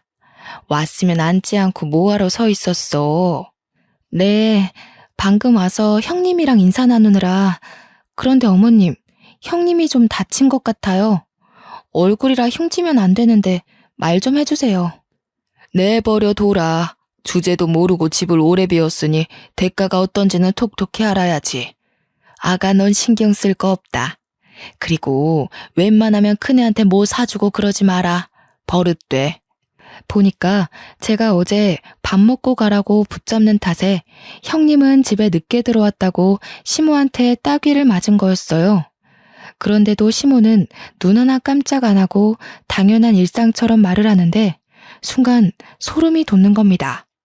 형님께서 대우 못 받고 지낸다는 걸 대충 알고 있었지만 형님이 그간 어떻게 지내왔는지가 그날 전부 파악되더라고요. 그날 자리에 모이게 된 이유는 시부가 불러서였는데요. 저희는 식사 자리에 앉아서 대가족 회의를 나눴습니다. 그땐 그래도 식구라고 생각해주는 건지 시부가 형님한테 음식 준비 잠깐 두고 앉으라고 하더군요. 내가 나이도 있고 언제 어떻게 될지 모르니 미리 재산 상속에 대해 회의를 하려고 해. 오늘 당장 정한다는 게 아니고 대충 내 생각이 어떤지 과연 타당한지 들어보라는 거야. 재산 얘기가 걸리니 남편이랑 아주버님이 바짝 긴장을 했습니다. 그래도 아주버님이 제 남편보다는 덜 불안했어요. 장남이니까 자신에게 떨어지는 재산이 더 많을 거라고 보고 있었죠. 그런데 시부가 뒤이어 하는 말에 식구 모두가 초토화되고 말았는데요. 작은애 집에 70, 큰애는 30으로 생각하고 있다. 네 엄마랑 생각 많이 해보고 내린 결정이니까 어떻게 생각하는지 의견을 말해보거라. 이건 저도 좀 당황스러운 배분이라고 생각했습니다. 저 역시 당연히 아주버님께 더 많은 재산이 가리라 봤거든요. 아니나 다를까 식구들 중 아주버님이 가장 난리가 났어요. 말도 안 돼요. 제가 이 집 장남이잖아요. 근데 어떻게 제철이한테 재산을 더 많이 넘기시는 건데요? 납득할 수 없어요. 제자리 걸음하는 가정에 투자 많이 해주면 뭐 하겠냐. 미래가 창창한 제철이 부부한테 투자하는 게 합당하지. 작은 며느리의 집안을 무시할 수가 없구나. 시부는 듣기 불편하게 저희 부부와 아주버님 부부 재력을 비교했는데요. 그래서 더 난리 난 거죠. 아주버님께선 재산일로 서운한 건 알겠는데 그 화살이 전부 형님에게 돌아간 거 아니겠습니까? 당신은 대체 나한테 도움이 되는 게 뭐야? 가진 게 쥐뿔도 없으면 남편 발목이라도 잡지 말아야지. 내가 왜 당신 때문에 재산도 못 받아야 하냐고. 내가 장남이 돼서 길을 한번 못 펴. 와이프 자리가 수준 떨어져서 어디 나서기가 쪽팔려 죽겠어. 아주버님이 화나서 퍼붓는 원망에 형님은 그만 눈물을 보였습니다. 고개를 숙이고 아무 말도 못하고 있었어요. 긴 세월 동안 의지되는 사람 없이 혼자서 이 지옥 속에 살아왔을 텐데 얼마나 힘들었겠습니까? 제가 다 마음이 괴로워서 저까지 눈물이 찔끔 나더군요. 근데 여기서 저를 정말 화나게 했던 건 아주버님의 횡포를 지켜만 보는 식구들이었습니다. 다들 형님을 향해서 혀만 끌끌 차고 있는 거 아니겠어요? 결국 보다 못한 제가 목소리를 높이며 나섰어요. 됐어요, 아버님. 저희 그깟 재산 없어도 잘 먹고 잘 사니까 그냥 아주버님 다 드리세요. 그리고 아주버님, 아무리 화나도 그렇지 형님한테 어쩜 그러실 수가 있어요? 너무 무례하신 거 아니에요? 아주버님께선 형님 없었으면 장남 노릇도 못했어요. 형님처럼 뼈 빠지게 내조해주는 게 어디 쉬운 일인 줄 아세요? 제 말에 다들 당황해서 가만히 있는 걸 외면하고 저는 형님을 일으켜서 제 자리를 벗어났습니다. 형님한테 방을 알려달라고 해서 갔더니 아주버님과 각방을 쓰고 있는 걸로 모자라 보일러도 안 들어오고 장판이랑 옷 몇 벌 있는 게 다인 방이었어요. 제가 정의 사도는 분명 아니거든요. 그런데 까도 나오는 형님의 처지를 보니 시댁한테 더더욱 열불이 확 나는 겁니다. 형님, 이런 말 주제 넘는다고 생각할지 모르겠는데 이혼하세요. 뭐가 아쉬워서 형님처럼 100점짜리 여자가 저런 남자 수발 들으면서 살아요. 이혼 못하게 해. 일해줄 사람 없다고. 재산 분할도 해주기 싫다면서. 난 괜찮아. 이러다 또 말아. 동서, 얼른 나가봐. 어머님이 나랑 같이 있다고 또 한 소리 하실라. 아니나 다를까 형님은 아주버님한테 몇 번이나 이혼을 요구했다고 합니다. 하지만 그때마다 남편한테 맞고 시모한테 맞으면서 거절당했다고 해요. 한 번은 시댁 식구 몰래 집을 나갔는데 시댁에서 실종 신고를 하는 바람에 잡혀왔다고 하더군요. 말 그대로 시댁은 가정부가 필요해서 형님을 붙잡고 있었던 거고요. 그러면서 아주버님이 밖에서 바람피고 난리인 걸 시부모님은 그냥 눈 감아준다네요. 그날은 오는 형님을 한참 달래주느라 시댁 식구와는 거의 마주하지 않았고 남편과 함께 집에 돌아와서 대판 싸움을 일으켰습니다. 일방적으로 제가 싸움을 걸었다고 봐야겠죠. 자기 이것밖에 안 되는 사람이었어? 나 정말 실망했어. 어떻게 그런 몰상식한 행동을 아무렇지 않게 해? 당신이 이런 사람인 줄 알았으면 나 이 결혼 안 했어. 왜 그래? 형수 일에는 신경 쓰지 말라니까. 원래 저렇게 살아온 사람이야. 고아라서 문제될 것도 없고 어디 신고할 용기도 없는 여자야. 뭐라고? 자기 정말 최악이었구나. 내가 형님처럼 가진 거 없는 여자였어도 그랬겠네? 아니지. 아예 날 거들떠보지도 않았으려나? 무슨 소리야. 난 네 배경 같은 거 모른 채로 너 좋아한 거야. 좋아하다 보니까 네 배경이 어떤지 보였던 거고.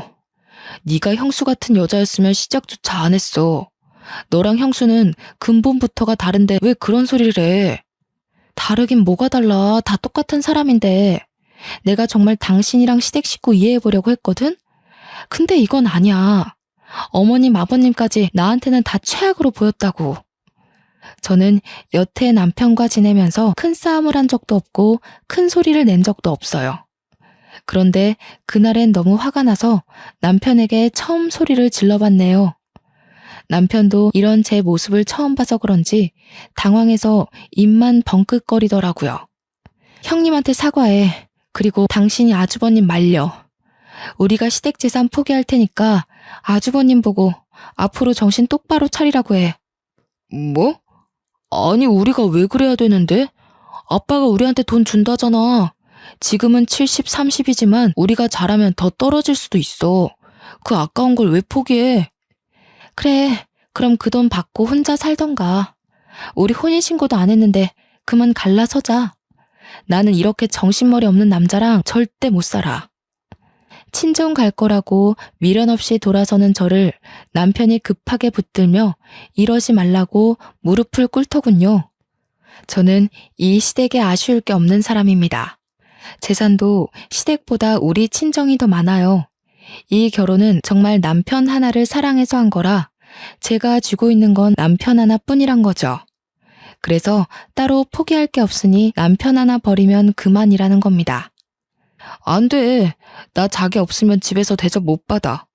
내가 자기처럼 과분한 사람을 아내로 둬서 부모님이 날 그나마 지켜 세워주는 거란 말이야. 원래는 장남 입에 달고 다녔어. 제발 갈라서는 건 안 돼. 당신이 당신 가족이랑 다르다는 거 나한테 증명할 수 있어? 그걸 보여주지 않으면 나 더 이상 당신 못 믿어. 그러니까 당신이 가족들한테 말해. 형님 놔주라고. 그건 내가 간섭할 수 있는 부분이 아니야. 괜히 나섰다가 미움만 사서 상속 부분에 문제라도 생기면 그것만 아니면 정말 당신이 시키는 거 다 할 자신 있어. 그럼 내가 가서 말할 테니까 당신은 옆에서 내가 시키는 대로 해. 내가 어머님 아버님한테 그리 대단한 존재라면서 당신보단 내 말이 먹힐 것 같네. 이것까지 말리면 나 당신이랑 살림 이어갈 생각 없으니까 잘 판단하고. 그날의 싸움 이후 저는 이혼 서류 한 장을 챙겨서 시댁을 들렸고 남편은 연차까지 내면서 굳이 저를 뒤쫓아왔습니다. 제가 간다는 연락을 안 했던 터라 연락 못 받은 시모와 아주버님 표정은 그저 순진무구했는데요. 아쉽게도 시부는 일 때문에 안 계시더라고요. 저는 그대로 앞뒤 상황 설명 없이 그대로 아주버님께 다가가 형님과 당장 이혼하라고 선포했습니다. 아주버님께서 형님이랑 이혼하지 않으면 제가 남편이랑 이혼할 거예요. 제가 불편한 꼴은 못 보고 사는 사람인데 아주버님이랑 형님 관계 보는 게 제 입장에서 굉장히 힘들고 괴로워요. 그러니까 아주버님이 형님과 관계를 끝내던지 아니면 제가 이 집을 나감으로써 더 이상 그 꼴을 보지 않던지 하려고요. 뭐라고요? 아니 잠깐만요. 느닷없이 찾아와서 갑자기 뭔 소리예요? 왜 이래요? 재수씨가 뭔데 나랑 내 와이프한테 이혼하라 말아요? 어머나, 새아가. 뭐라고? 이혼이라니. 이게 무슨 날벼락이야? 정신없이 이러지 말고 찬찬히 설명 좀 해보거라. 네, 어머님. 들으신 내용 그대로예요. 말 그대로 아주버님께서 형님을 못 살게 구는 꼴을 더 이상은 못 보겠어요. 형님이 이 집에서 나가던 제가 나가던 오늘 결판 내려고 찾아왔으니 어머님도 협조해주세요. 주방에서 숨죽여 듣고 있던 형님은 어느새 눈물을 흘리고 있었습니다. 저는 그런 형님을 밖으로 데리고 나와서 시모와 아주버님을 다시 마주했어요. 그리곤 가방에 챙겨온 이혼 서류를 내밀었죠. 어머님, 아주버님, 이제 말씀해보세요. 여기에 제 도장 찍을까요? 아니면 형님 도장 찍을까요? 시모는 크게 당황했습니다. 저도 포기할 수 없고 형님도 포기할 수 없어서 곤란해하는 게 다 느껴질 정도였죠. 아가, 도대체 왜 이러는 거니? 우리가 언제 큰애를 괴롭혔다고 그래? 큰애는 이 집에 들어올 때부터 이렇게 살림하면서 지냈어. 직장을 안 다니니 며느리로서 집에서 집안일 하는 건데 그걸 왜 자꾸 신경 써? 어머님, 그거 아세요?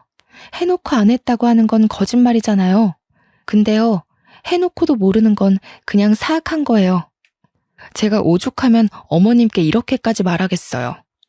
이 여자가 진짜? 재수씨, 지금 뭐라고 했어요? 집에 돈 좀 있다고 이렇게 어른 막대해도 되는 거예요? 여보, 우리 이혼해야겠다. 어머님이랑 아주버님은 우리가 이혼하길 바라나 봐. 내가 자기 도장 챙겨왔거든? 빨리 찍어. 안 돼. 뭐해, 형. 빨리 도장 가져와서 찍어. 형수도 얼른 도장 챙겨와요. 나 진짜 와이프랑 이혼하게 되면 이 집 가만 안 둬. 제가 도장을 찍으려 하자 그제서야 시모도 황급히 소리치며 제 손을 막았습니다. 형님한테도 빨리 이혼 서류 작성하라고 재촉하더군요. 그 길로 저는 형님 짐까지 챙겨서 그 집을 나왔어요. 부동산에 일하는 아는 지인을 통해서 형님이 당분간 지낼 만한 곳을 알아보고 단기 계약을 마쳤죠. 동서, 이렇게까지 안 해줘도 되는데 내가 너한테 피해를 준 건 아닌가 몰라. 집에서 어떻게 감당하려고 나섰어. 나는 정말 무시해도 되는 사람인데. 세상에 무시해도 되는 사람이 어딨어요? 저는 잘못된 걸 잘못됐다고 알려줬을 뿐이고 그걸 따지고 든다면 저도 그 집이랑 가족하기 싫어요. 솔직히 저도 부모님한테 시댁꼴이 이렇다고 말하기 창피해서 참아주는 거예요. 그날 형님이 홀로 안 좋은 생각을 할까봐 저는 저녁까지 같이 먹고서 헤어졌습니다. 마지막에 작별할 때는 형님이 자기 방보다 좋은 데 구해줬다고 고맙다며 웃는 모습을 보고 나왔네요. 그렇게 형님은 아주버님이랑 합의 이혼을 하게 되었고요. 재산을 나눌 게 생각보다 많아서 형님한테는 여러모로 득이 되는 이혼이었습니다. 이 사실을 몰랐던 시부는 열을 내면서 아주버님을 앉혀놓고 쓴소리를 많이 했나 보더라고요. 그러면서도 이 문제를 일으킨 원흉, 저를 따로 부르진 않으셨어요. 식구끼리 함께 만나는 자리가 있더라도 시부는 그것에 대해 따로 말을 붙이지 않았고요. 시댁은 제가 한바탕 업고 난 이후 분위기가 좀 바뀌었습니다. 형님을 괴롭혔던 것처럼 제게 똑같은 화살이 날라왔다는 게 아니라 저를 눈치 보기 시작했다는 거예요. 제 입으로 이런 말하기 민망하지만 저를 놓치지 않으려고 애쓰는 모습들이었어요. 그래서 제 이혼은 일단 보류하기로 결정이 되었고요. 대신 남편을 통해서 시댁 모두에게 경고는 해줬습니다. 한 번만 더 사람 인격 함부로 모독하면 가차없이 이혼하겠다고, 2번 넘어가주는 일은 없을 거라고 했어요. 남편이 그대로 시댁에 전했다고 했더니 시댁 식구들이 그 뒤부터 제 앞에서 함부로 입도 뻥끗 못하더라고요. 그렇게 몇 년이 흘렀을까요? 저는 형님과 계속 연락하며 지내고 있었는데요. 제가 형님께 반찬 가게 하나를 차려줬는데 형님은 평소 훌륭하던 요리 솜씨 덕분에 매출이 3달 만에 급등하여 바쁜 하루를 보내는 중이더라고요. 그리고 제가 형님을 이혼시킨 거니 저도 어느 정도 책임을 느껴서 공짜로 가게 차려준 거거든요. 그런데 형님이 자꾸 돈을 갚으려고 하는 거 아니겠습니까? 안 받으려고 끝까지 버티고 있었는데 한날 형님 가게에 놀러 갔다가 받은 봉투 더미 때문에 할 수 없이 형님한테 지고 말았죠. 진짜 너무해요. 제가 형님한테 돈 받으려고 가게 차려준 줄 아세요? 이러면 제가 생색내는 사람 같잖아요. 저 속물 아닌데. 생색 좀 내줬으면 좋겠네. 내가 누구 덕에 팔자를 폈는데. 보답하고 싶어도 받아야 할 사람이 통 마음을 안 열어주니까 내가 갚아줄 기회가 없잖아. 이렇게 빚지고 갚고 해야 나도 돈 모으는 재미가 있을 거 아니야. 받아줘. 형님 솜씨를 알고 있던 저는 가게 매상이 좋을 거라고 예상하고 차려준 장사거든요. 제가 예상한 대로 반찬 가게 매상액이 상당히 좋았고 저는 단지 그게 기뻤을 뿐인데 형님은 내내 저에게 빚을 졌다고 생각하고 있었나 보더라고요. 제가 이 두둑한 봉투를 받는다고 해서 형님 살림에 큰 영향이 되는 건 아니었어요. 이 봉투만으로도 벌써 제 돈을 거의 다 갚은 상태나 다름없었죠. 그럼에도 불구하고 이 돈을 받는 것이 영 불편했던 저는 그 순간 정말 기특한 아이디어 하나가 떠올랐습니다. 형님 가게에 잠깐 브레이크 타임을 걸어놓고 형님을 데리고 외출을 했어요. 형님이 어디 가냐고 가게 문 오래 닫은 적 없는데 손님 와서 그냥 가면 어떡하냐고 오만 걱정을 다 했으나 저는 무작정 형님을 이끌기만 했죠. 그러다 목적지에 도착했을 때 형님은 한 물건을 보고 더 이상의 근심 걱정을 끊어버렸습니다. 제가 데려간 곳은 바로 웨딩샵이었거든요. 형님이 웨딩드레스 한번 입어보는 게 소원이라고 했던 말이 떠올라서 형님께 받은 돈으로 웨딩드레스를 빌려 사진을 남겨주려고 했던 거예요. 동서, 이게 뭐야? 왜 나를 이런 곳에 남사스러워. 나는 이미 이혼했잖아. 그리고 다 늙은 사람이 이런 옷 입으면 가게에서도 안 좋아해. 형님, 요즘 세상이 어떤 세상인데요. 웨딩샵 오는 고객 연령대 엄청 다양해요. 그리고 요즘은 결혼은 하기 싫은데 웨딩드레스는 입고 싶어서 빌리러 오는 사람 많아요. 단순히 안심시켜주려고 한 말이 아니라는 건 웨딩샵 직원들을 통해서 증명이 되었습니다. 직원들도 민망해하는 형님이 편안한 마음을 가질 수 있도록 다양한 사진들을 보여주셨어요. 덕분에 형님은 드레스 한번 입어볼 용기를 얻게 되었죠. 위에서도 말했듯이 형님이 피부가 정말 하얀 사람이에요. 그래서 그런가? 웨딩드레스를 입는데 하나하나 다 잘 어울리더라고요. 그중 형님이 좋아하는 드레스 하나를 골라서 우리는 바로 옆 스튜디오에서 촬영까지 하였습니다. 서로 미루기만 하던 돈으로 결제를 한 거라서 둘 다 미안할 게 없었어요. 직원 말로는 액자는 한 달 뒤에 받을 수 있다고 하더군요. 저는 사진 파일을 왕창 받아서 형님 휴대폰에 전송을 했고 예쁜 사진 하나를 골라 배경화면도 해드렸습니다. 형님이 자기 사진을 보고 눈을 못 떼고 있길래 일부러 더 칭찬하면서 형님 옆에 꼭 붙어 있었더니 형님이 울고 있다는 걸 그제서야 눈치채고 말았지 뭡니까. 내가 진짜 시댁에서 죽기 살기로 버틴 보람이 있나 봐. 동서를 만나서 정말 팔자에도 없는 복을 다 받아보고 동서가 아니었으면 나 정말 내가 소중한 사람인지도 모르고 살다 죽었을 거야. 너무 고마워. 지금 과분할 정도로 너무 행복해. 이 착한 사람을 괴롭힐 구석이 어디 있다고 시댁 식구들이 그리 용심을 부렸는지 모르겠네요. 체구 작은 사람이 어깨까지 들썩이며 눈물을 흘리는데 저는 그 자리에서 한참이나 형님을 안아줬습니다. 이 이후로도 계속해서 형님의 삶에는 더 큰 햇살이 들어서고 있어요. 아직은 형님의 마음이 추스르기까지 시간이 더 필요하겠지만 나중에 기회가 된다면 제가 형님에게 좋은 배우자 하나 소개시켜 줄까 해요. 형님이 거지 같은 남편 만나서 고생하는 바람에 가족에 대한 두려움이 있더라고요. 그걸 극복할 수 있도록 해주고 형님께 정말 마음을 다 줄 수 있는 남편이 있었으면 싶거든요.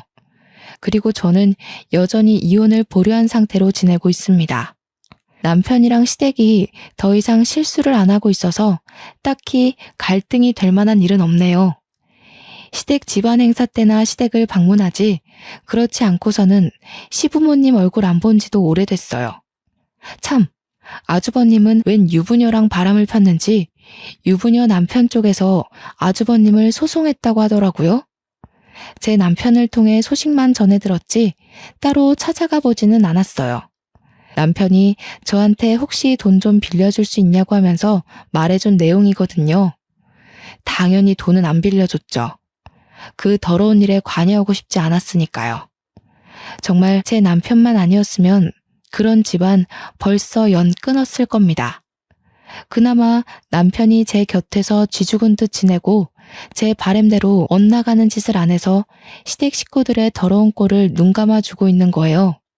가끔 제 부모님이 전화가 와서 어떻게 지내냐고 여쭤보시는데 그때마다 그동안 있었던 일들과 시댁 식구의 실체를 밝히고 싶어 입이 참 근질근질합니다. 저는 사람을 갑을로 계급 매기는 걸 정말 싫어하는데요. 시간이 지날수록 시댁에서 을짓을 자처하니 제가 이 집의 실세처럼 보이는 것 같아 불편할 때가 있어요. 시댁 식구들의 성향이 어쩔 수 없이 계급을 나누는 분위기더라고요. 이렇게 되어버린 관계를 과연 제가 무탈하게 풀어나갈 수 있을까? 살짝 그런 걱정이 되는 거 있죠? 어쨌든 그렇게 해서 저는 현재 위태로운 결혼 생활을 이어가는 중이라는 거예요. 다들 조심하고 있으니 아직은 이혼까진 생각지 않아도 되지 않나 싶어요. 저는 그저 착한 우리 형님이 다시 웃음을 찾을 수 있어서 그것만으로도 좋네요. 그동안 형님을 가뒀던 슬픈 시간들은 새롭게 회복한 삶을 통해서 사라지게 될 거라고 봅니다. 저는 우리 형님 미래를 계속 응원하고 지켜주는 관계로 지낼 생각입니다. 좋은 언니가 생긴 기분이라 기쁘네요. 나중에 형님이 새로 드린 반찬 갖다 주신다고 했는데 슬슬 형님 맞을 준비를 해야겠습니다. 저는 이만 여기서 사연을 끝마칠게요. 다들 미소 가득한 하루 보내시길 바래요. 지금까지 저와 형님 이야기에 관심 가져주셔서 감사합니다.